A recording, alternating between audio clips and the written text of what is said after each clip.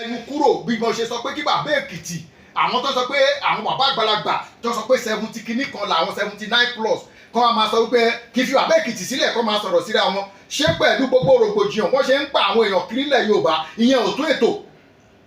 ṣé ká wá gbé ọ̀rọ̀ pé Gani Adams kọ́ bú Gani Adams látẹ̀ ní ìdọ́là gẹ́gẹ́ bí ọ̀rọ̀ tí mo sọ kọjá kò yọ kó lára ẹ̀ kò dínkù ó ti jẹ oyè Ààrẹ Ọ̀nà Kakanfò ó ti jẹ́ ná Aláàfin Ọ̀yọ́ ló dẹ̀ sọ pé òun rọ̀ lóyè àwọn gba oyè lọ́wọ́ ẹ̀ ládẹ̀ ìtí ìkú ẹ̀ gírì wọn kì í fi awọ ẹ̀ wọn kì í fi ṣègbẹ̀dú o tọ́ba kan ò bá kú ọba mi ò ní jẹ kọ́ fi àwọn méjèèjì lọ́rùn sílẹ̀ ibi tí ààrẹ bá ti ṣe àwọn àṣìṣe kí ààrẹ Abíọ́dún Ìgè Adams kan lọ ṣe àtúnṣe láti bẹ̀ ìmọ̀ràn tèmi ni olótùú kò jù bẹ́ẹ̀ lọ. ọ̀rọ̀ ńlá rèé látẹnu ààrẹ àti ẹgbẹ́ ìṣọ̀kan Yorùbá lágbàáyé ọmọọba Adékúnlé Adégoróyè Òyí. òtòrónú tá a fi wọlé gẹ́gẹ́ bí nǹkan tí à ń bá bọ̀ ìyẹn nípa mọ́tò tí kábíyèsí bàbá wa Ọọ̀nìrìṣà tí wọ́n fún olóyè Sunday Igboho Ṣà àti mọ́tò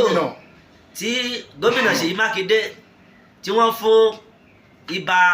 Gani Adams Ààrẹ Ọ̀nà Kakanfò táwọn èèyàn bẹ̀ sí gbàgbọ́ ti pé ṣé kò ṣe pé òṣèlú ni gómìnà fi ṣe àgbọn náà ti bọ̀. wọ́n ti sọ náà. wọ́n ti sọ. ààrẹ ti sọ. ààrẹ ká tún máa lọ nọ́mbà yín ká máa lọ lé. ok nọ́mbà tí wọ́n lè pe ààrẹ ìṣọ̀kan Yorùbá sí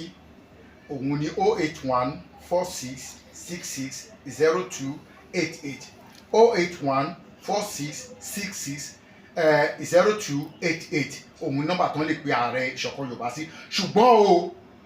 a fẹ́ ọ̀rọ̀ àlùfàǹṣà látọ̀dọ̀ ẹnikẹ́ni tó bá ti kọjá ọ̀rọ̀ ìmọ̀ràn kó nítọ̀hún tọ́jú ọ̀rọ̀ ẹ̀ síkún ààrẹ ìmọ̀ràn ni o. ààrẹ ìdíbà lọ sábà mi débẹ̀. ilé tiwa yà ó dọjọ́ rí.